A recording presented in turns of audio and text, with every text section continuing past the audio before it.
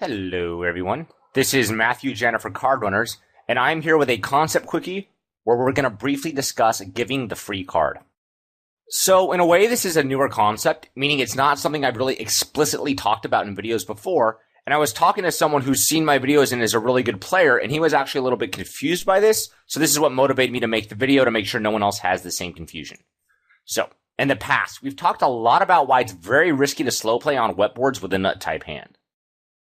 What we haven't talked about is a lot of the time giving a free card with a non-nutted hand on a risky board may actually let us dodge a bullet. In other words, sometimes we'll think the turn or river card was very bad when it in fact saved us a bunch of money. So let's just start it off with an example. Let's say the cutoff opens and we call in the button. The flop comes 10-9-7 with 2 diamonds and the opponent bets. What's an example of a hand you'd always raise here and why? So pause for a moment and think if you want to list a hand you'd always raise. It's not that hard. And then give the reasons why for it. There's 2 main reasons, which is the more important aspect of this question that I want you to get right on the first shot. So the answer I picked was 10-9 of hearts. Because, 10-9 of hearts can get outdrawn not only by better 2 pairs, but of course, if my opponent's c-betting with a hand like ace-jack with a diamond, he can hit an 8 on the turn, or he can run a runner a diamond. So I want to raise 10-9 now, and I'm also just not beat all that often with 2 pair here. And then a reason why is we don't want to get outdrawn or lose value.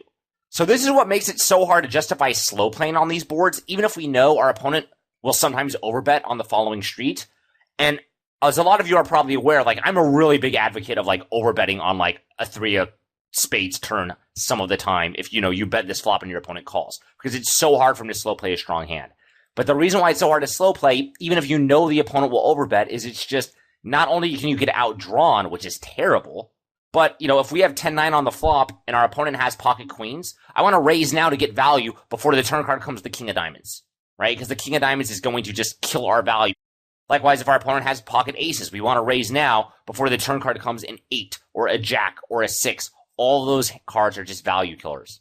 So while it's always tempting when you write out all your hand combos to slow play some sets or some 2 pair, you really have to ask yourself, do you really think it's more profitable to slow play than raise? And I think on wet flops, the answer is just going to be almost always no. And that's especially true if your opponents aren't overbetting, but even in theory, you're pretty much going to want to raise your strong hands.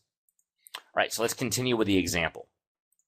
Okay, cool. No one probably disagrees here. If we call, the jack, the 8, the 6, and spade are all pretty crappy turn cards. And that, I don't know what it is off the top of my head, but that's probably 35 or 40% of the deck. But why not raise ace-10 here?